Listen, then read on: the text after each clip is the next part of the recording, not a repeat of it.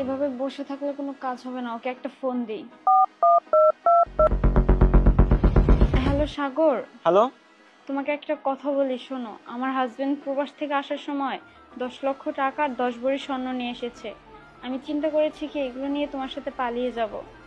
Please তুমি না করো না। আচ্ছা ঠিক আছে, রাখো। এই সুযোগ কোনোভাবেই মিস করা যাবে না। 10 লক্ষ টাকা, 10 ভরি স্বর্ণ চাই।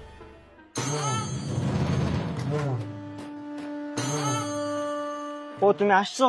হ্যাঁ টাকা পয়সা স্বর্ণ সবকিছু নিয়ে আসছো তো? হ্যাঁ, সবকিছু নিয়ে আচ্ছা আসছি। কই দেখি দেখি, আবার কিছু আনতে ভুলে যাওনি তো? না না, সবকিছু নিয়ে আসছি।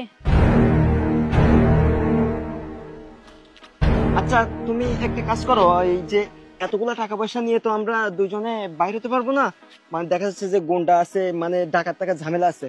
তো আমি একটা আমার বন্ধুর কাছে এগুলো দিয়ে আসি, তুমি একটু ওয়েট করো, আমি যাব আর আসবো, ঠিক আছে? একটু ওয়েট করো, ঠিক আছে? আচ্ছা ঠিক আমি আছে, আসছি। হ্যাঁ, তাড়াতাড়ি কোথাও যাবো এসো। না কিন্তু। কি রে, এখনো আসতিস না কেন? 2 ঘন্টা হয়ে গেল, আমি একা একটা মেয়ে এখানে দাঁড়িয়ে আছি। তাছাড়া আমার ফোনটাও তো ব্যাগের ভিতরে, যে ওকে আমি ফোন করে বলবো আসতে।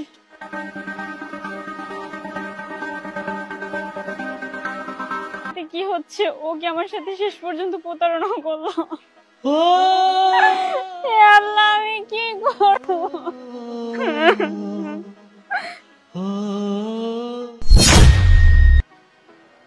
সূর্য, তুমি এখানে? হ্যাঁ আমি এখানে, কিন্তু তুমি এখানে বসে কান্না করছো কেন? কি হয়েছে তোমার? না মানে সূর্য, আমি না অনেক বড় ভুল করে ফেলেছি। ভুল? কিসের ভুল করেছো তুমি? কোন ভুলের কথা বলছো? আমাকে বলো খুলে। সূর্য, আমি জানি তুমি সবকিছু জেনে গিয়েছো। সত্যি কথা বলতে এই পৃথিবীতে স্বামী ছাড়া আপনার কেউ হয় না। তাছাড়া তোমার কষ্ট করা টাকা পয়সা সোনা গয়না সবকিছু আমি নিয়ে একটা ছেলের হাত ধরে পালিয়ে যেতে চেয়েছিলাম, কিন্তু সেই ছেলেটি আমার সব টাকা পয়সা স্বর্ণ গয়না নিয়ে আমাকে মাঝ রাস্তায় ফেলে চলে গেছে। সূর্য, তুমি আমাকে ক্ষমা করে দাও, আমি অনেক বড় ভুল করেছি, প্লিজ। ক্ষমা করে দেবো তোমাকে আমি এত সহজে?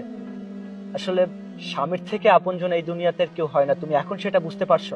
আচ্ছা বলো তো, আমি কি করিনি তোমার জন্য? কি দেইনি আমি তোমাকে যে তুমি আমার অপরিবর্তে এরকম একটা কাজ করলে? যে মানুষটা তোমার জন্য দেশের মাটি ছেড়ে বিদেশের মাটিতে গিয়ে দিনের পর দিন কষ্ট করছে, সেই মানুষকে ঠকাতে কি তোমার বিবেকে একটু বাধা দেয়নি? আমি তোমাকে বিশ্বাস করতাম, ভালোবাসতাম, কিন্তু ভালোবাসার প্রতিদান হিসেবে যে তুমি আমাকে এত বড় উপহার দেবে আমি এটা কখনো আশা করিনি। জানো, আজকে আমার ভীষণ কষ্ট হচ্ছে, কারণ যে মানুষটার জন্য আমি দিনের পর দিন এই হাত দিয়ে অক্লান্ত পরিশ্রম করেছি, সেই মানুষটা আমার গোপনে অন্য একটা মানুষকে ভালোবেসে আমার সোনা গয়না টাকা পয়সা নিয়ে তার সাথে পালিয়ে যেতে চাইছে।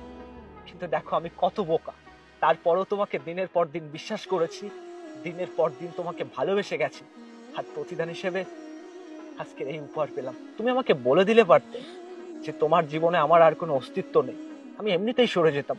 কিন্তু এত বড় ছলনা, এত বড় প্রতারণা আমার সাথে না করলে পারতে। আসলে কাকের বাসায় কোকিলে ডিম পেড়ে যায়, কিন্তু দিন শেষে কাক জানতে পারে না। আমি না হয় ওই কোকিলের বাচ্চাটাকে নিজের বাচ্চা মনে করে লালন পালন করব, এছাড়া তো আর কিছু করার নেই। সব আমার কপালের দোষ, তোমার কোনো দোষ নেই। সূর্য, সত্যি তুমি আমাকে ক্ষমা করে দিয়েছো। সত্যি কথা বলতে, আমি যে ভুলটা করেছি, এরকম ভুল যাতে কোনো প্রবাসী স্ত্রী না করে। আর তোমার মতো হাজবেন্ডকে পেয়ে সত্যি আমি গর্বিত। আসলে সূর্য, তোমার কষ্টের টাকা পয়সা স্বর্ণ গয়না আমি একটা মিথ্যে ভালোবাসায় পড়ে সবকিছু নষ্ট করে ফেলেছি। সূর্য, আমার আবার কষ্ট হয় নাকি? আমার কষ্টের কি দাম দিয়েছো তুমি? আসলে আমি আগে থেকেই জানতাম যে তুমি একটা ছেলেকে ভালোবাসো, একটা ছেলের সাথে তুমি পালিয়ে যাবে।